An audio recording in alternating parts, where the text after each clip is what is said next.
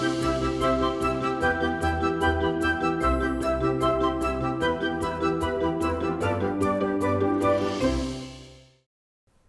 Hello money 9 में आप सभी का स्वागत है। मैं हूं सुमित और हफ्ते का आखिरी कारोबारी सत्र भारतीय बाजारों के अंदर आज थोड़ी सी रिस्पाइट भी है, थोड़ी सी बिकवाली भी है और मिला जुला सा कामकाज है। एडवांस डिक्लाइन थोड़ा डिक्लाइन के फेवर में आया है वापस। 3 दिन के रिस्पाइट के बाद एडवांस डिक्लाइन वापस डिक्लाइन के फेवर में है, लेकिन एटलीस्ट ये कह लीजिए कि उतनी ज़्यादा इंटेंसिटी के साथ बिकवाली नहीं है। लेकिन हाँ, आज ऑटो में दबाव है, आज वहाँ पर तेज़ बिकवाली देखने को मिल रही है। पहले आज निफ्टी सेंसेक्स के ऊपर नजर डाली है तो करीब करीब 0.5% के आसपास का ड्रॉप आपको निफ्टी में दिखाई पड़ेगा। सेंसेक्स जो कि 0.5% नीचे कामकाज कर रहा है। निफ्टी बैंक करीब 1% के आसपास की गिरावट यहाँ देखने को मिल रही है। मिड कैप इंडेक्स 1% नीचे, लेकिन स्मॉल कैप इंडेक्स करीब 1/4% के आसपास की गिरावट साथ कामकाज कर रहा है। 1000 शेयर जो कि तेजी में है, करीब 1400 शेयर बिकवाली में है, यानी कि मोर और लेस 50-50 या फिर आप कह लीजिए 40-60 के रेशियो में एडवांस डिक्लाइन कामकाज करता हुआ दिखाई पड़ रहा है। आज मेटल शेयरों में खरीदारी देखने को मिल रही है। ऑटो शेयर में करीब 2.5% की बिकवाली है, फार्मा 2% नीचे है और मीडिया इंडेक्स करीब 1.25% के आसपास की बिकवाली के साथ कामकाज करता हुआ दिखाई पड़ रहा है। मेजरली आज खरीदारी है, लेकिन थोड़ी बहुत आपको दिखाई पड़ेगी मेटल स्पेस के अंदर ही, जहाँ पे सेलेक्टिव बाइंग मार्केट्स में आज देखने को मिल रही है। लेकिन ओवरऑल बाजार का जो मूड माहौल है वो इधर फ्लैट साइड पर है या फ्लैट टू नेगेटिव साइड पर कामकाज करता हुआ दिखाई पड़ रहा है। आज हम बातचीत करेंगे रचित जी से, जो कि हमारे साथ जयपुर से मौजूद होंगे। उनसे हम चर्चा करेंगे मार्केट्स को लेकर भी, रचित जी से हम चर्चा करेंगे इंडिविजुअल स्टॉक्स को लेकर भी, और रचित जी से हम बातचीत करेंगे कई सारे उनकी इंडिविजुअल पिक्स के ऊपर भी। रचित सर, चश्मा चेंज किया है, ये तेजी देखने का चश्मा है क्या? सुमित सर नमस्कार, सभी दर्शकों को भी नमस्कार। चश्मा वही है सर, नजरिया बदलने की कोशिश कर रहे हैं, मार्केट बदलने नहीं दे रहा है। नहीं, आज तो आपसे बातचीत होनी है ऑटो के ऊपर। आप ऑटो एंथुजियास्ट भी हैं और आज ऑटो का बुरा दिन भी है, तो उस पर बातचीत काफ़ी ज़्यादा होगी, तो उस पर तो आगे हम चर्चा करेंगे। लेकिन अच्छे सर, ये मार्केट क्या लग रहा है? क्योंकि पेन तो अभी भी है, लेकिन जो इंटेंसिटी ऑफ पेन है वो थोड़ा सा हल्का हुआ है। मतलब कम तो नहीं हो गया पूरी तरह से, लेकिन हल्का ज़रूर हुआ है। आप कैसे देख रहे हो? सर देखिए, ये मार्केट इस हफ्ते एक सबसे अलग जो हरकत करके जा रहा है। आप देखिए, बहुत शॉर्ट रेंज में रहा है। 22,700 और 23,000 के बीच की रेंज में जिस तरीके से मार्केट ने मूवमेंट किया, वॉलेटिलिटी है और एक्सट्रीम वॉलेटिलिटी रही है, मगर रेंज बहुत छोटी हो गई है। अब इसको आप दो तरीके से ले सकते हैं कि ये एक फेज ऑफ कंसोलिडेशन दिखा रहा है कहीं ना कहीं, और जब भी हमने देखा है कि फेज ऑफ कंसोलिडेशन चलता है और वो थोड़ा सा आगे की ओर खिसकता है, तो कहीं ना कहीं उसके बाद जो ब्रेकआउट आता है वो एक बहुत अच्छा मोमेंटम लेकर आता है। और हम तो यही चाहेंगे कि ये अपसाइड का ब्रेकआउट आए, मगर अगर डाउन साइड का भी आता है तो सर थोड़ी सी सिचुएशन खराब होती हुई दिख रही है। और एक और चीज इसमें ऐड करना चाहेंगे कि हमने 22,800 22,750 का जो एक लेवल है, जो बार बार ये आके टेस्ट कर रहा है, ये मार्केट की हेल्थ के लिए ठीक नहीं है। क्योंकि ये बार बार आके अगर आप एक सपोर्ट पे हिट करते हैं तो देयर कम्स अ टाइम, क्योंकि सपोर्ट ग्रेजुअली वीक होता है, देयर कम्स अ टाइम जब वो सपोर्ट ब्रेक करेगा तो आपको कहीं ना कहीं प्रॉब्लम देखने को और प्रॉब्लम बढ़ने को मिल सकती है। तो वी आर जस्ट होपिंग कि ऐसा ना हो, बट अगर होता है तो यहाँ से डाउन साइड रिस्क थोड़ा सा ज्यादा बढ़ता हुआ दिख रहा है। और निफ्टी बैंक, यहाँ क्या सिचुएशन है कि थोड़ा सपोर्ट कल निफ्टी बैंक से आया था, वापस निफ्टी बैंक ने ही कल सबसे ज्यादा धकेल भी दिया। सो करना क्या चाहिए वहां पे? सर देखिए, निफ्टी बैंक अगर आप देखें तो कहीं ना कहीं बहुत टाइम से परफॉर्म भी नहीं कर रही है। और वेरी फ्रैंकली शायद हमने लास्ट वीक ही अपने शो में डिस्कस भी किया था कि अगर मार्केट को ऊपर जाना है तो निफ्टी बैंक का सपोर्ट आना बहुत इंपॉर्टेंट है, जो कि कहीं ना कहीं मिसिंग है। निफ्टी बैंक में कोई बहुत सारा डाउन साइड देखने को नहीं मिल सकता है, मतलब मिलना चाहिए, मगर हाँ, अगर अपसाइड आता है निफ्टी बैंक में तो ही आपको मार्केट में एक अपसाइड का मूवमेंट देखने को मिलेगा। और मैं समझता हूं निफ्टी बैंक अभी बहुत ज्यादा डाउनसाइड नहीं दिखाना चाहिए, तो 48,200 का लेवल है जहां पे कहीं ना कहीं इसको एक सपोर्ट ले लेना चाहिए, और उसके बाद वहां से बाउंस करे तो फिर अच्छे लेवल्स आपको देखने को मिल सकते हैं। तो निफ्टी बैंक और निफ्टी पे आपने प्राइमा फेसी राय अच्छे सर की सुनिए। आगे बातचीत करेंगे उनसे हम कई सारे स्टॉक्स पर, लेकिन कुछ आपके सामने शेयर आते हुए दिखाई पड़ेंगे जो कि आज इंडेक्स के गेनर या लूजर साइड पर आपको दिखाई पड़ रहे हैं। पहले आज निफ्टी के टॉप गेनर्स में थोड़ी बहुत बाइंग है मेटल से, इसमें हिंडाल्को, टाटा स्टील, ये दोनों पार्टिसिपेट कर रहे हैं। आयशर मोटर यहाँ पे खरीदारी देखने को मिल रही है। श्रीराम फाइनेंस यहाँ पे खरीदारी देखने को मिल रही है। गिरने वाले शेयरों में तमाम ऑटो के नाम दिखेंगे आपको, चाहे M&M हो, वहाँ पर प्रेशर है। इवन टाटा मोटर्स और मारुति भी नीचे, लेकिन उतने नहीं जितने BPCL, विप्रो और रेड्डीज हैं। तो ये 4 निफ्टी के टॉप लूजर है। मिड कैप साइड पर आज चढ़ने वाले शेयरों की अगर बात किया तो उसमें JSW इंफ्रा है, साथ साथ आयरेडा, PB फिनटेक, बंधन बैंक, यहाँ पर कुछ हद तक खरीदारी देखने को मिल रही है। गिरने वाले शेयरों की अगर बात की तो आज थोड़ा बहुत प्रेशर जो बन रहा है वो ओरेकल फाइनेंशियल में है, बायोकॉन में है, कोफोर्ज में है, मुथूट फाइनेंस में, जहाँ थोड़ा प्रेशर बनता हुआ दिखाई पड़ रहा है। स्मॉल कैप साइड पर जहाँ खरीदारी या बिकवाली देखने को मिल रही है उसमें खरीदारी है केन्स टेक में, ITI में, त्रिवेणी टर्बाइन में, एफएल इंडिया में, जहाँ पर थोड़ी बहुत खरीदारी देखने को मिल रही है। बिकवाली वाली साइड की अगर बात की तो आज थोड़ा बहुत प्रेशर जहाँ पर बन रहा है वो है Cyient, Glenmark pharma, Radico Khaitan, action construction, कुछ ऐसे नाम जहाँ पर आज थोड़ी बहुत बिकवाली आज के सत्र में देखने को मिल रही है। रचित सर, आप आए और आयशर मोटर पे बात ना हो, ऐसा कैसे हो सकता है? आज इंडेक्स का गेनर भी है, कैसा लग रहा है ये? मतलब डिस्क्लोजर दे देना साथ में कि आप पुराने यूजर भी हो उसके। सर देखिए, आयशर मोटर्स मुझे बहुत अच्छा लग रहा है। और अभी आपने सर बात करी कि ऑटो सेक्टर के बारे में हम बात करेंगे, तो पहले मैं एक आयशर मोटर्स पे ओवरव्यू दे देता हूँ, फिर एक ऑटो सेक्टर में भी थोड़ा सा डेटा मंचिंग, क्योंकि अभी मैं दर्शकों को भी बताना चाहूंगा कि कुछ समय पहले मेरा आपसे मिलना हुआ था। और सर मैं इतना ज्यादा इंस्पायर्ड हो गया हूँ आपसे मिलने के बाद कि अब अरे मैं भी सर थोड़ा थोड़ा अपना डेटा मंचिंग करने लग गया हूँ, और मैंने ऑटो सेक्टर पे एक थोड़ा सा पीस ऑफ डेटा बनाया जो मैं शेयर भी करूंगा अभी। तो जी। सर देखिए, आयशर मोटर्स अच्छा लग रहा है। और इसके पीछे कहीं ना कहीं कारण देखें कि अभी हम अगर पूरे ऑटो स्पेस को देखेंगे तो टू व्हीलर स्पेस कहीं ना कहीं थोड़ा सा ठीक होता हुआ आपको दिख सकता है, फोर व्हीलर स्पेस में कहीं ना कहीं आपको प्रॉब्लम आती हुई दिख सकती है। आयशर मोटर्स जिस तरीके से मोमेंटम कर रहा है, मैं समझता हूं कि आपको आराम से, अगर आप थोड़े से शॉर्ट टर्म भी अगर इसको होल्ड करते हैं, तो 5260 और 5340, ये दो लेवल आपको बहुत जल्दी देखने को मिल सकते हैं। हम्म। तो आयशर मोटर में 5200-5300 के जोन्स कहीं खुलते हुए दिखाई पड़ सकते हैं। रचित सर, क्या डेटा आपने ग्रैब किया ऑटो में? सर देखिए, एक अभी सियाम की रिपोर्ट आई थी, और उस सियाम की रिपोर्ट में आप देखें तो कहीं ना कहीं सियाम ये प्रोजेक्ट कर रहा है कि फाइनेंशियल ईयर 26 में हम 1 से 2% ग्रोथ ही एक्सपेक्ट कर सकते हैं पैसेंजर व्हीकल सेल्स में। और इसके पीछे के जो उन्होंने रीजंस दिए, एक तो वीक डिमांड है, अफोर्डेबिलिटी कंसर्न्स भी आ रहा है, अब आप देखें धीरे धीरे। और एंट्री लेवल कार्स का सुमित सर आपने देखा होगा लेटली बहुत इंक्लिनेशन कम होता जा रहा है, मतलब लोग एंट्री लेवल कार्स में इतना ज्यादा इंटरेस्ट ले नहीं रहे। और पोस्ट पैंडेमिक आप एक चीज नोटिस करिएगा सर कि जैसे ही पैंडेमिक खत्म हुआ था, लोग पब्लिक ट्रांसपोर्ट से हट के अपने पर्सनल कार्स और मोटरसाइकिल्स की तरफ जो मूवमेंट कर रहे थे, अब वो कहीं ना कहीं बढ़ता हुआ पूरी तरीके से दिखता हुआ जा रहा है। पोस्ट पैंडेमिक ये सर्ज जो था वो भी कहीं ना कहीं आपका नीचे आते हुए दिख रहा है। इसके पीछे आपको इन्फ्लेशन भी एक कारण है, जियोपॉलिटिकल अनसर्टनिटीज है ही, और रुपी डेप्रिसिएशन भी है। अब अगर हम डेटा की बात करें तो जैसे कि ग्रोथ हम 1 to 2% की एक्सपेक्ट कर रहे हैं, और इसमें मारुति हुंडई M&M का जो एक्सपेक्टेशंस है वो 1 to 1.5% ग्रोथ ही हम देख रहे हैं ईयर ऑन ईयर बेसिस पे। और टाटा मोटर्स और किया का जो सियाम का रिपोर्ट है उसको अगर हम पढ़ते हैं तो 2 to 4% का growth year on year basis पे आता है। इसमें एक समझने वाली बात ये होगी, एसयूवी सेगमेंट जो है वो करीबन 8% ग्रोथ रजिस्टर कर सकता है। एसयूवी की फैंसी इतनी नहीं अभी फेड आउट हो रही है, एसयूवी की फैंसीज अभी भी है, और 8% ग्रोथ एसयूवी सेगमेंट आपका रजिस्टर कर सकता है। टू व्हीलर्स की तरफ अगर हम देखें तो टू व्हीलर्स में as per the data that we could understand, TVS Motors में 9 से 10% की ग्रोथ आपको देखने को मिल सकती है। होंडा मोटर हीरो मोटरसाइकिल में आपको 7 to 8% की ग्रोथ देखने को मिल सकती है। और इसके पीछे के ड्राइवर्स होंगे आपके इनकम टैक्स का कट, जो आपको नेक्स्ट फाइनेंशियल ईयर में देखने को मिलने वाला है। महाकुंभ में स्पेंडिंग बहुत अच्छी हुई है, और मैरिज सीजन बहुत अच्छा रहा है, और रिप्लेसमेंट साइकिल रिन्यूअल भी एक एक्सपेक्टेशंस पे है। अब हम आ जाते हैं सीवी सेल्स पे। तो टाटा मोटर्स पे आप देखें कि 4% year on year growth register करते हुआ दिख रहा है।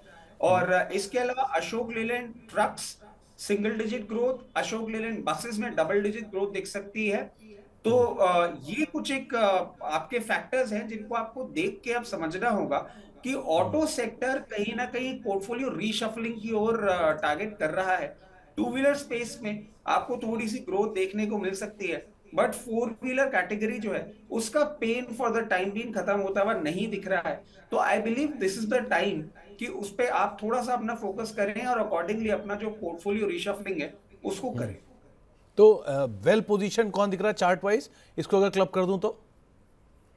सर देखिए, अगर चार्ट वाइज हम देखते हैं और दो इस प्रोडक्ट के जो कंपनी के प्रोडक्ट्स हैं वो मैंने यूज नहीं किए हैं और ना ही मैंने कोई मतलब my personal inclination is not there.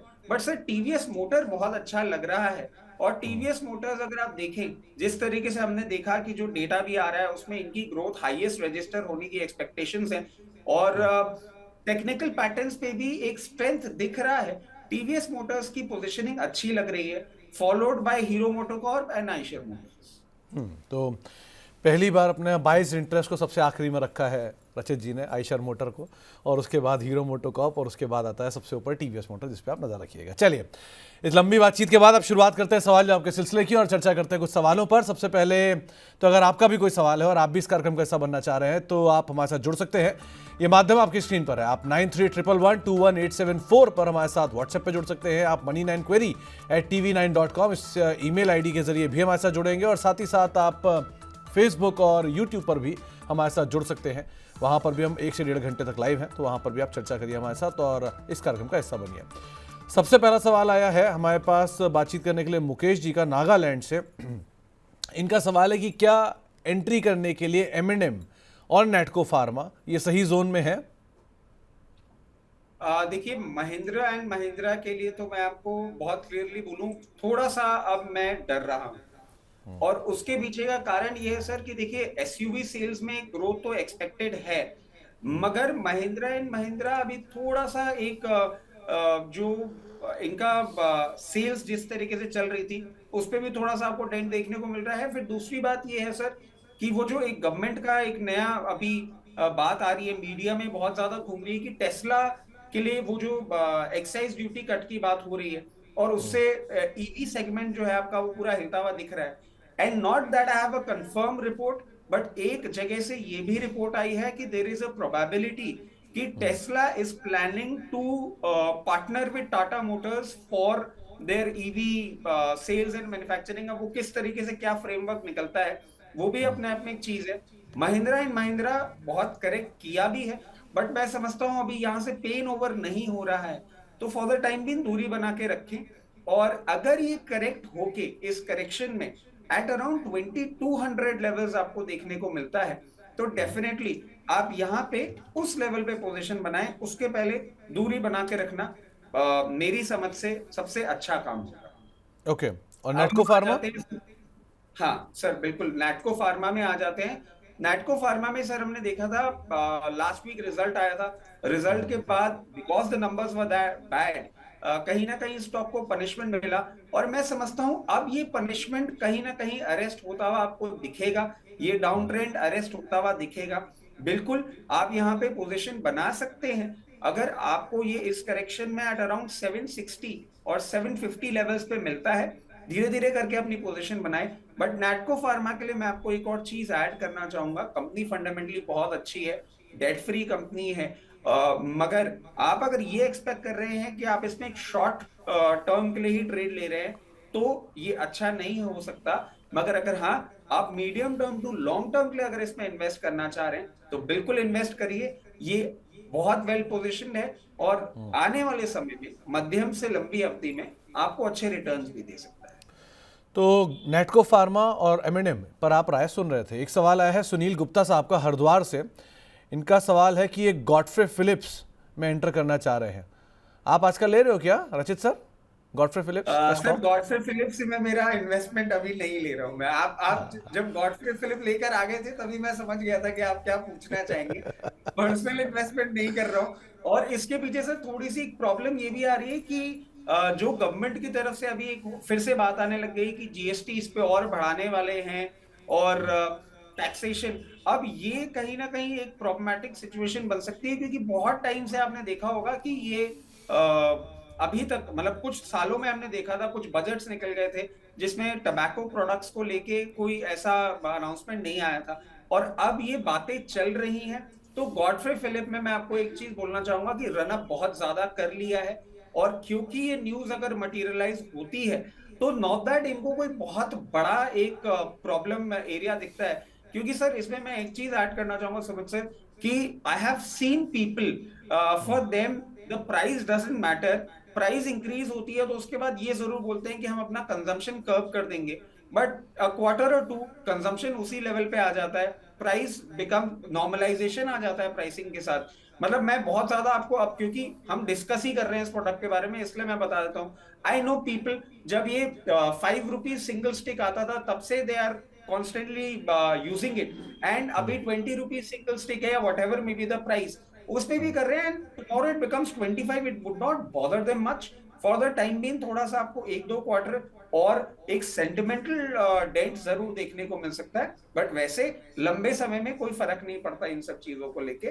तो अभी ये न्यूज भी है और एक रनअप भी आ रहा है, रनअप के बाद ये भी कूल ऑफ कर रहा है, तो करंट लेवल्स पे मैं आपको बिल्कुल भी सजेस्ट नहीं करूंगा कि इस लेवल पे आप इन्वेस्ट करें। अगर आप इसमें इन्वेस्टमेंट चाह ही रहे हैं तो मेरी समझ से एट अराउंड 4800 लेवल्स के आसपास आए, वहां पे अपनी बाइंग पोजीशन जनरेट करने की सोचें। 1000 रुपए का डाउन साइड मैं आपको बोल रहा हूं, अभी दिखने में बड़ा पेनफुल लगता है, बट हाँ जिस तरीके से ये स्टॉक चलता है, अगर वो न्यूज मटेरियलाइज होती है तो ये लेवल्स बहुत इजीली आपको देखने को मिल सकते हैं। बड़ा ही कॉन्फिडेंटली आपने प्राइस बताया और आप कह रहे हो आजकल ले नहीं रहे हो। यूनाइटेड स्पिरिट सॉरी रेडको खेतान के माफ़ कीजिएगा, गॉडफ्रे फिलिप्स के स्टॉक की मैं बात कर रहा हूँ। खैर आगे बढ़ते हैं, और सिंह साहब का एक सवाल आया है सूरत से। इनके पास आयरेडा और जियो फाइनेंस में एंट्री करने की इच्छा है, कहाँ एंट्री करनी चाहिए दोनों में?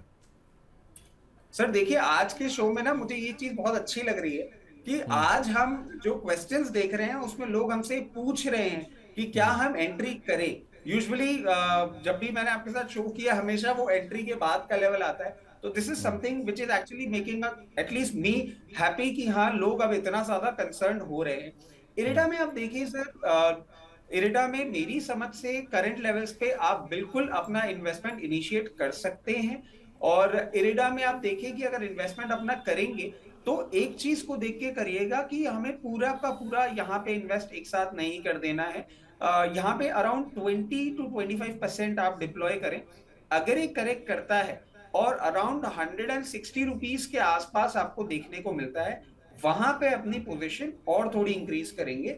यहाँ पे अभी इतना ही रखेंगे, बहुत ज्यादा एग्रेसिवली नहीं, प्राइस अट्रैक्टिव लग रही है और इन्वेस्टमेंट धीरे धीरे करके चालू कर देना चाहिए। तो 20 to 25% डिप्लॉय करें। 160 करीब आपको देखने को मिलता है मार्केट करेक्शन के साथ, तो वहां पे और अपनी पोजीशन इंक्रीज करें। और जियो फाइनेंस? जियो फाइनेंस का सर एक चीज है इसमें देखने वाली कि पेडिग्री अच्छी है, और जो अब इनका पार्टनर हो गया है वो भी बहुत स्ट्रांग है। बिजनेस इनका अब बनेगा, और बिजनेस जब बनेगा, रिलायंस के लिए हम हमेशा देखते हैं कि वो जिस भी इंडस्ट्री में घुसते हैं वहां पे डिस्ट्रप्शन लेकर आते हैं, यहां भी लेकर आएंगे, उसके लिए गेयर अप कर रहे हैं।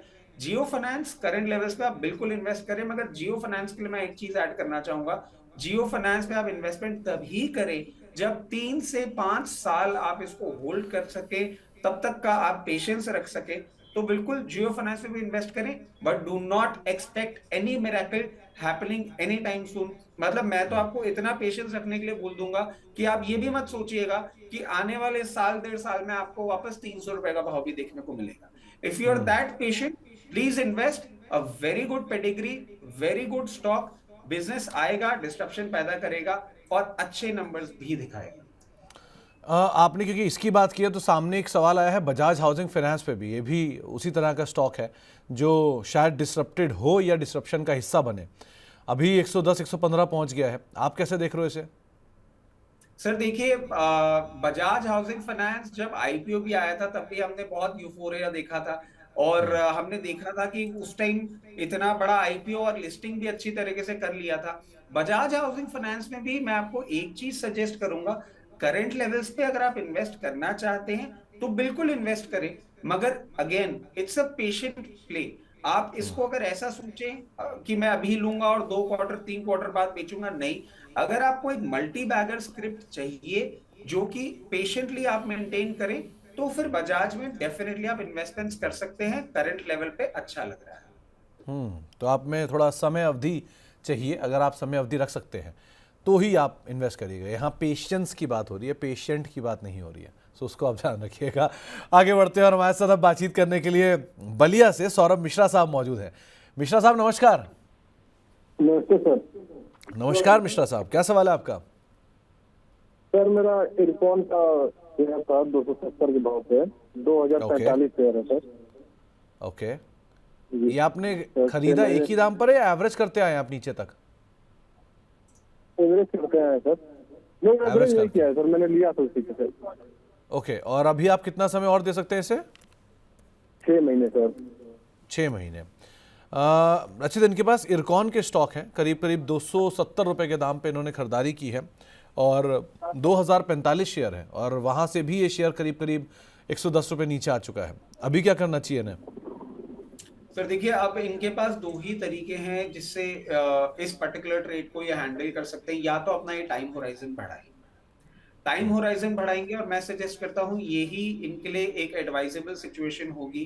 कंपनी अच्छी है, सारी चीजें अच्छी हैं, और मैं समझता हूं आने वाले समय में आपको नेक्स्ट फाइनेंशियल ईयर में इंफ्रास्ट्रक्चर को लेके जो इन्वेस्टमेंट्स दिखेंगे उसमें आपको 2 से 3 क्वार्टर में इसके नंबर्स भी अच्छे आते हुए दिखेंगे और उसके बाद कंपनी में ग्रोथ भी रजिस्टर होगी। तो या तो आप अपना टाइम होराइजन बढ़ाएं, और अगर आप ये बोलते हैं कि साहब टाइम होराइजन मैं नहीं बढ़ा सकता हूं, तो फिर एक प्रॉब्लम है, आपको इसमें बहुत स्ट्रिक्ट स्टॉप लॉस रखना होगा 148 रुपीज का। आई नो जो मैं आपको बात बोल रहा हूँ सुनने में अच्छी नहीं लगेगी, मगर अगर मार्केट की वॉलेटिलिटी के चलते 148 लेवल्स तोड़ा तो आपको और भी डाउनसाइड दिखा सकता है। और अगर आप अपना टाइम होराइजन नहीं एक्सटेंड कर पा रहे हैं 148 के लेवल्स के साथ, इसमें स्टॉप लॉसेस के साथ मेंटेन करते हैं, तो मेरी समझ से आपको 184 लेवल्स के आसपास दिखे, वहां भी आप लॉस बुक करके निकलें। तो इस शॉर्ट टाइम होराइजन में मेरे को आपकी प्रॉफिट की ट्रेड नहीं दिख रही है, बट हाँ अगर आप टाइम होराइजन अपना किसी भी तरीके से अपने फाइनेंस को मैनेज करके इसमें रख सकते हैं तो फिर आप इसमें बिल्कुल रखें। और उसमें मैं एक चीज और ऐड करना चाहूंगा कि करंट लेवल्स पे अगर आप चाहें तो जो भी आपने क्वांटिटी अभी ले रखी है उसका अराउंड 30% और अगर आप इसमें इन्वेस्ट करना चाहें तो इन्वेस्ट कर भी सकते हैं। अट्रैक्टिवली पॉइज्ड है, बट टाइम होराइजन थोड़ा सा बढ़ाना। तो आपको समय अवधि या तो बढ़ाइए और अगर आपका पॉकेट अलाउ करता है तो आप थोड़ा हिस्सा यहाँ पर ले भी सकते हैं। लवी पुनिया साहब हमारे रेगुलर दर्शक हैं, उनका एक सवाल आया है कि वो बायोकॉन, डॉक्टर रेड्डी और पिरामल इन तीनों में से कोई एक चुनना चाह रहे हैं, तो कौन सा होना चाहिए? रचित सर। सर देखिए, मैं ना एक चीज क्लियर करना चाहूंगा, फार्मा हम इन्वेस्ट करें 2 तारीख के बाद,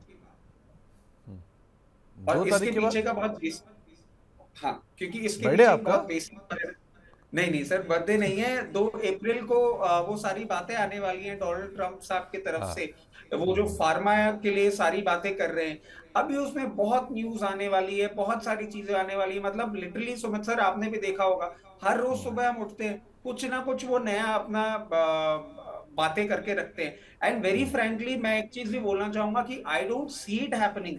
आई रियली डोंट अंडरस्टैंड कि ये किस किस्म का स्टेटमेंट दे दिया कि फार्मा पे 25% वो टैरिफ लगाने की बात कर रहे हैं। It is next to impossible, क्योंकि इंडिया से जो फार्मा सप्लाई जाता है यूएस में, वो यूएस के लिए भी बहुत इंपॉर्टेंट है।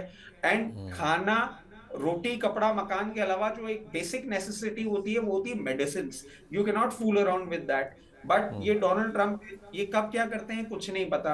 अगर आपने इन्वेस्टमेंट नहीं किया है प्लीज फार्मा से थोड़ी सी दूरी बना के रखें, आपको समय मिलेगा, आप वापस इसमें पोजीशन बनाइए। एक बार 2 तारीख निकल जाए उसके बाद उनकी क्लैरिटी आ जाए, क्योंकि देखिए टोकन कुछ तो लगाएंगे वो, और वो अलग अलग ट्रक पे अलग अलग तरीके से भी लगा सकते हैं, उनके दिमाग में बहुत सारी चीजें आती हैं। तो एक बार हम देख लें वो किस तरीके से क्या टैरिफ लगाते हैं, उसके बाद ही पोजीशन बनाएं। जब इतना रुके थोड़ा सा रुक जाइए, अभी यहां से कुछ भागता हुआ नहीं दिख रहा है, रिस्क थोड़ा ज्यादा दिख रहा है, तो wait and watch is a better call. चलिए, तो थोड़ा समय और दे दीजिए। 2 अप्रैल को आप याद रखिएगा, फूल्स डे के नेक्स्ट डे शायद कुछ होता हुआ दिखाई पड़े, तो उसको आप जरूर ध्यान रखिएगा। आगे बढ़ते हैं और हमारे पास अब सुहासिनी जी का एक सवाल आया है एजिस लॉजिस्टिक्स पर। इन्होंने 790 रुपये के दाम पर खरीद रखे हैं शेयर। एक आउट परफॉर्मर रहा है ये over a period of time. तो रचित सर अब क्या करना चाहिए इसमें? देखिए एजिस लॉजिस्टिक्स में मैं मतलब it is one of my favourite stocks. और एक बार आप मुझे बताएंगे क्या प्राइस पे इन्होंने ले रखा है? 900 नहीं 790 शायद इन्होंने लिखा था अपना प्राइस। 790 हाँ पे 790 के अराउंड। रचित सर 790 के अराउंड। 790 के अराउंड इन्होंने ले रखा है। तो एक सेकंड मैं आपसे लेना चाहूंगा।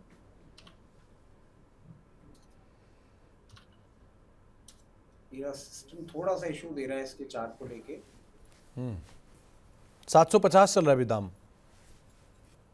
हाँ मगर ये चार्ट सुमित सर, इसके लिए मैं 2 मिनट लूं आपसे, मतलब अभी और आगे सवाल कर लेते हैं, तब तक मैं इसको खोज के और इसका चार्ट खोल के कर लेता हूँ। डन डन है डन है डन है। अब हमारे साथ बातचीत करने के लिए सर्वेश कुमार मौजूद हैं नोएडा से। कुमार साहब नमस्कार। नमस्कार सर। नमस्कार कुमार साहब, क्या सवाल है आपका?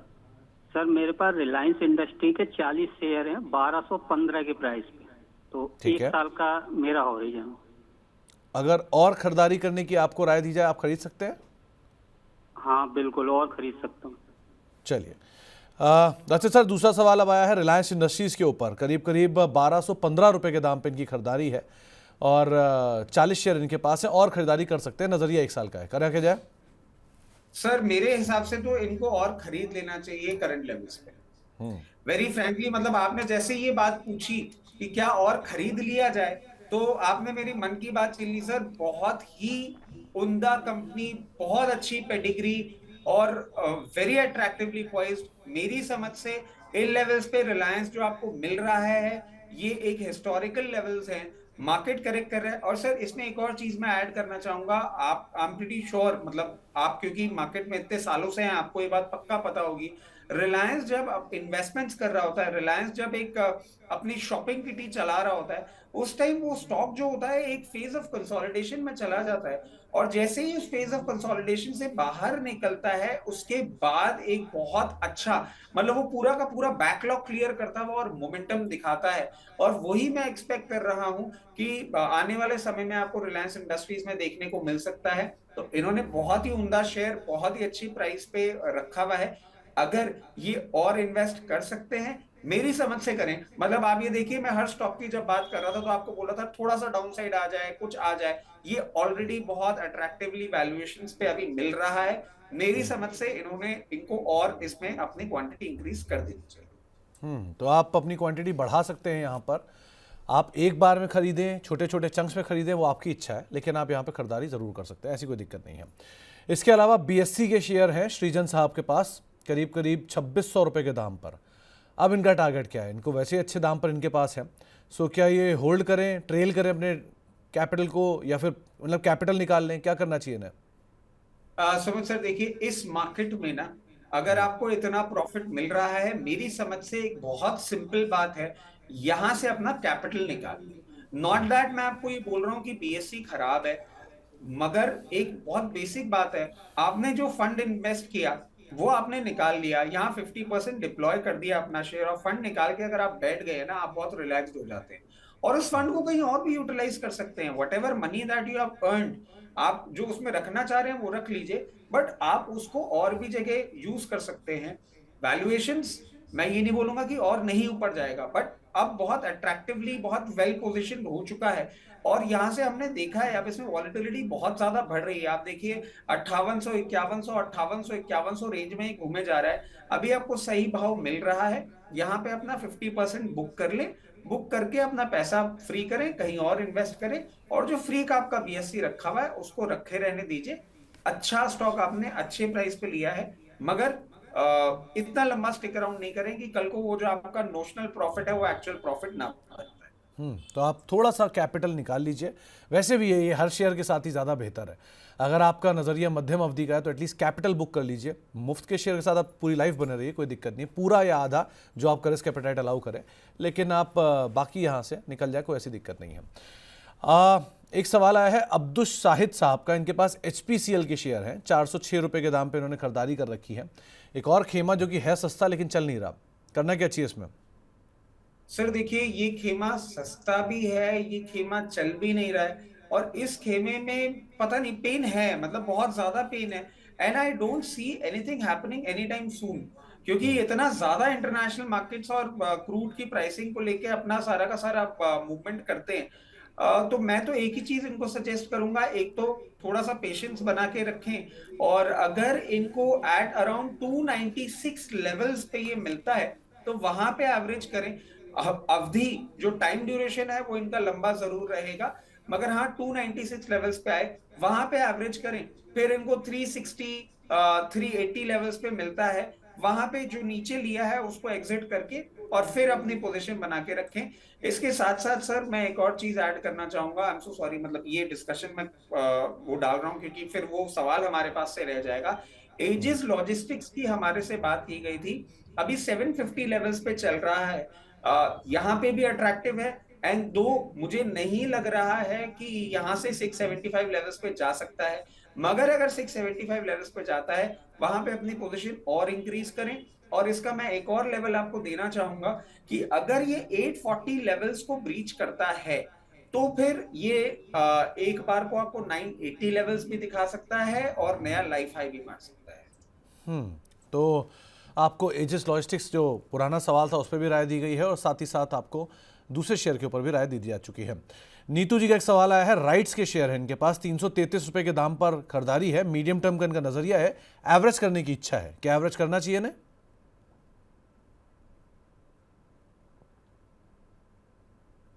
I'm so sorry, मैं म्यूट पे चला गया था।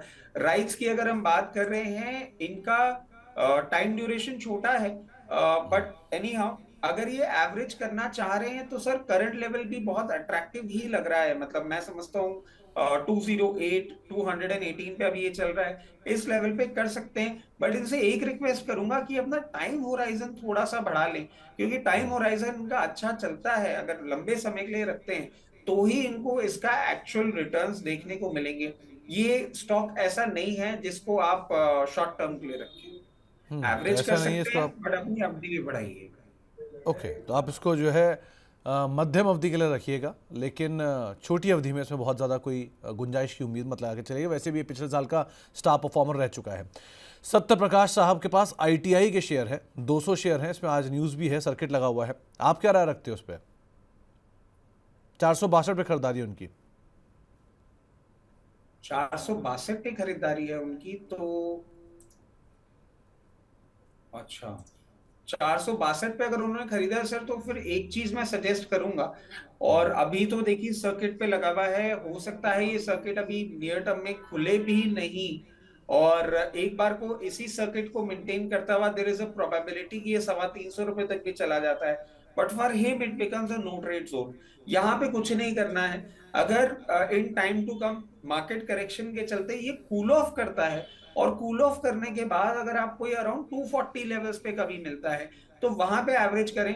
अभी 350 रुपए तक ये जा भी सकता है, और बट करना कुछ नहीं होगा, स्टॉक में अच्छा अपसाइड आपको देखने को मिल सकता है, बट हाँ नीचे आए तो ही एवरेज करें, अदरवाइज होल्ड करें। तो आपको राय दी गई है ITI के संदर्भ में भी आपको करना किस तरह से यहाँ पे स्थितियाँ बनते हुए दिखाई पड़ सकती हैं। अब बातचीत करने के लिए हमारे साथ एक दर्शक हैं, जलंधर से मौजूद हैं, जतिंदर मल्होत्रा साहब मौजूद हैं जलंधर से बातचीत करने के लिए। मल्होत्रा साहब नमस्कार। नमस्कार सर, सुमित जी नमस्कार जी। नमस्कार मल्होत्रा साहब, क्या सवाल है आपका? हाँ सर, मेरा सवाल यह सर, मेरे पास महिंद्रा एंड महिंद्रा के 50 शेयर हैं 2900 की एवरेज पे। ठीक है, तो सर मैं इसको सर लॉन्ग टर्म के लिए रखना चाहता हूँ। जैसे एकदम से अब ये EV का थोड़ा सा आज मार्केट में न्यूज आई है, ये थोड़ा घट रहा है, क्रैश कर रहा है, तो ये क्या मैं लॉन्ग टर्म के लिए तो कोई टेंशन वाली बात नहीं है इस स्टॉक में? नहीं, एक बात बताइए मल्होत्रा साहब, आपने जो ये खरीदारी की थी ये 2900 रुपये पे लॉन्ग टर्म के लिए ली थी ना उस टाइम भी? हाँ जी, मेरी इन्वेस्टमेंट तो लॉन्ग टर्म पे ही है, पर जिस हिसाब से मैंने अभी आपका ना चैनल को सुन रहा था तो सर ने बोला कि ये 2200 तक भी जा सकता है, तो थोड़ा मेरे को मैं एक बार पूछ लूँ। नहीं तो मल्होत्रा साहब, अगर 2200 आ भी गया तो दो सिचुएशन बनेंगी, या तो आप खरीद लो या बेच दो, आप क्या पक्ष में हो? सर मैं तो एवरेज भी कर सकता हूँ, मेरे को कोई पैसे की इशू नहीं है, मैं इसमें और भी खरीद सकता हूँ। चलिए, आप कंपनी की क्वालिटी से आप सेटिस्फाई हैं? पूरी तरह सेटिस्फाइड हूँ सर। तो अब भावी बचा ना फिर आपके लिए कंसर्न अब एक। ठीक है जी। चलिए मल्होत्रा साहब, देखिए ये बात इसलिए मैंने पूछी कि अगर आप कंपनी की क्वालिटी से संतुष्ट हैं तो भाव ही एक कंसर्न बचता है ना। फिर तो भाव का क्या है, वो तो नीचे आएगा, एवरेज कर लीजिए अपने हिसाब से। अगर अच्छी कंपनी है तो आगे चल के तो ठीक ठाक रहेगी ही। और कोई भी शेयर किसी अच्छी खबर पे नीचे नहीं आता, बुरी खबर पे ही नीचे आता है। सो अच्छा दाम और अच्छी खबर एक साथ कभी नहीं आती। अब बाकी रचित सर से बातचीत कर लेते हैं। रचित सर, करना क्या चाहिए? 2900 पे इन्होंने खरीदारी की है और अभी इन्होंने सुना भी कि 2200 आ जाएगा। अब क्या करा जाए? सर देखिए, अब क्योंकि ये जिस एरिया को बिलोंग करते हैं वहां पे इन्होंने बहुत सारे प्रोडक्ट्स लिखे होंगे। और एक चीज मैं और ऐड करना चाहूंगा सर कि हम ईवी के फोकस को लेके इसमें करेक्शन एक्सपेक्ट कर रहे हैं, जो कि हमें ऐसा सोचने पे मजबूर कर रहा है कि ये 2200 रुपए तक के भी लेवल पे भी जा सकता है। मगर not to forget sir, and Sumit sir, मैं आपको बताऊं, ये बात आप भी अग्री करेंगे और ये हमारे जो दर्शक हैं वो भी अग्री करेंगे, बहुत सारे दर्शक अग्री करेंगे।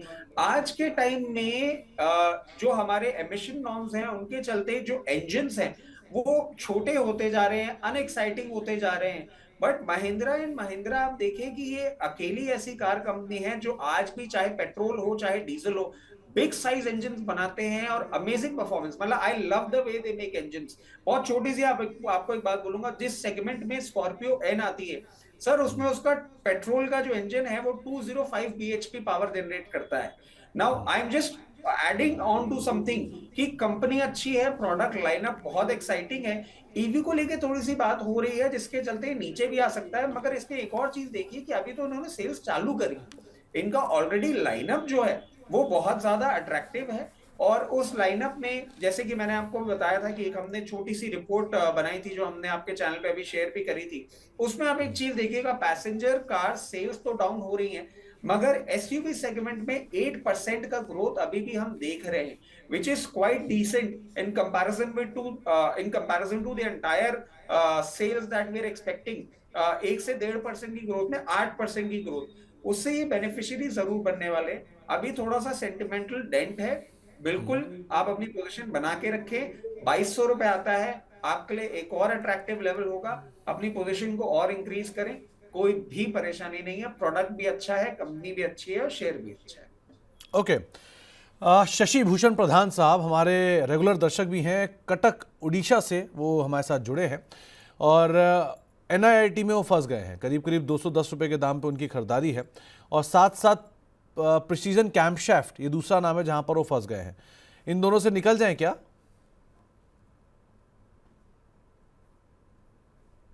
एक चीज ऐड करना चाहूंगा कि एनआईआईटी तो जो आप बात बोल रहे हैं फंस ही गए हैं, मतलब इसमें I really don't see much of upside happening. क्या किस प्राइस का है इनका एनआईआईटी? इनकी खरीदारी है एनआईआईटी में 210 रुपये के दाम पे और प्रिसीजन कैम्पशाफ्ट 370 रुपये के दाम पे, मोटा मोटा। देखिए एनआईआईटी में इनको जब भी अपॉर्चुनिटी मिलती है और इनका नियर अबाउट 152 लेवल्स या 155 लेवल्स आता है, मतलब ये बोलते हुए बुरा लगता है मगर हाँ, उन लेवल्स पे एक बार लॉस बुक करके निकल जाना चाहिए। यहाँ पे कोई रिमार्केबल चेंज होता हुआ at the very face of it तो नहीं लगता है सर। मतलब मेरी समझ से he should not stick around. और प्रिसिजन कैम्पशाफ्ट की अगर हम बात करें, उसका भी आप प्राइस बता पाएंगे, क्या प्राइस इन्होंने दिया? 367, मोटा मोटा 370 रुपये के दाम पे खरीदारी है।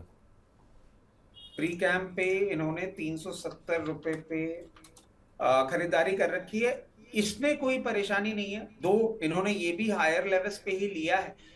मगर मैं समझता हूं कि इनको एक अपॉर्चुनिटी मिल सकती है अराउंड 184 लेवल्स पे ये आता है, तो वहां पे ये एवरेज करें और एवरेज करके अगर मध्यम अवधि तक भी इसको होल्ड करते हैं तो इनका जो प्राइसिंग है वो अच्छे से आता हुआ दिख जाएगा। अगर मध्यम अवधि के लिए लेके चलते हैं तो मैं समझता हूँ मार्केट के सपोर्ट के साथ ये 350 रुपए का भाव भी इनको दिखा सकता है। तो आप दोनों ही शेयरों पे आपको राय दी गई है। एनआईआईटी में हालांकि किसी भी तरह की तेजी में आप मिले, आप निकलने की कोशिश करें, वो ज़्यादा बेटर है। इसके अलावा बातचीत करने के लिए हमारे साथ इनफैक्ट एक सवाल आया है MTNL पर, गणेश साहब का सवाल आया है।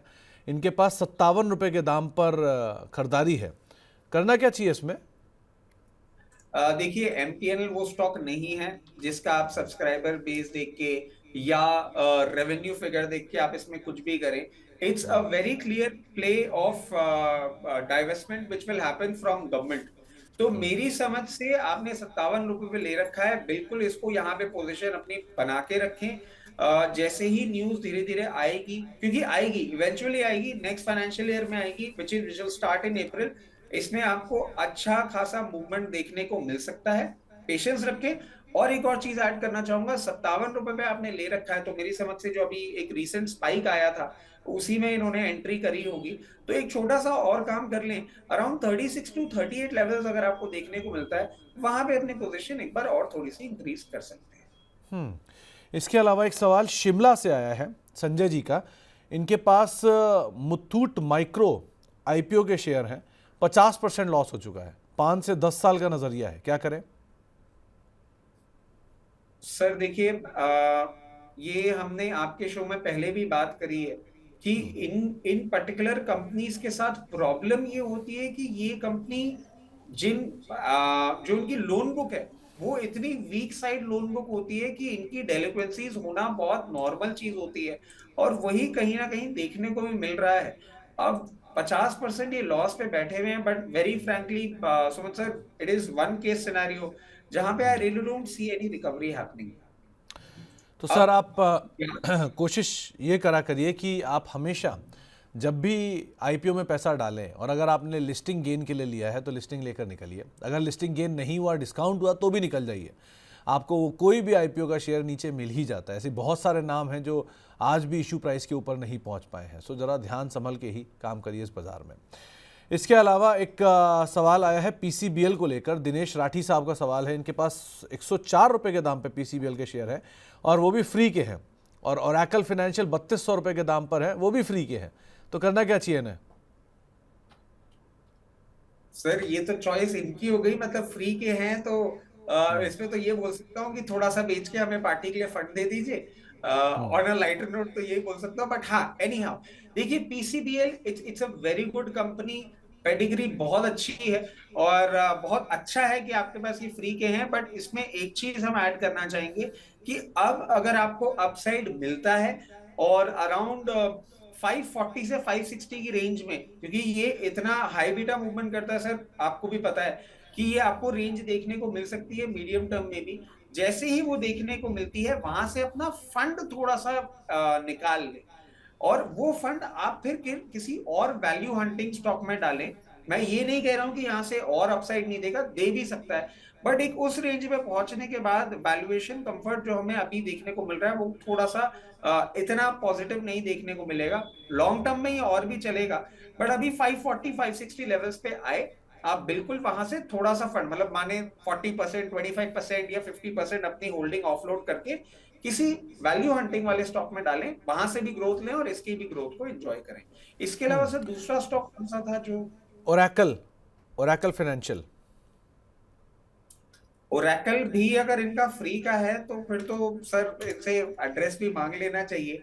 बट ये ओरेकल देखिए, अभी जो आपको लेवल्स देखने को मिल रहे हैं, ये लास्ट क्वार्टर नंबर्स जो आए थे उसके बाद ही आपको एक डेंट देखने को मिला था, और इसमें कोई जल्दबाजी आप ना करें। द कंपनी इज गुड, और हम भी जानते हैं किस तरीके से ये बिजनेसेस करती हैं। मेरी समझ से आप इसको होल्ड करें, 2 से 3 क्वार्टर में आपको 12,600 13,000 का लेवल वापस ये कंपनी दिखाएगी, वहां पे थोड़ा थोड़ा करके अपनी पोजीशन ऑफलोड करें। और इसमें मैं एक चीज और ऐड करना चाहूंगा कि आप वहां पे जब अपनी पोजीशन ऑफलोड करना चालू करेंगे, don't do it in the chunk of 25 और 40%, डू इट कि हर 1,000-1,500 रुपए के अपसाइड पे आप 5 से 10% अपनी पोजीशन ऑफलोड कर लें, और जहां आपका 40-50% जो भी आप रखना चाह रहे हैं वो बचा रह जाए, तो उसको बचे रहने दें। लंबी अवधि में बहुत अच्छा रिटर्न ये कंपनी भी देगी, बट उस लेवल से निकल के और कहीं भी वैल्यू हंटिंग में अपना फंड डिप्लॉय करें।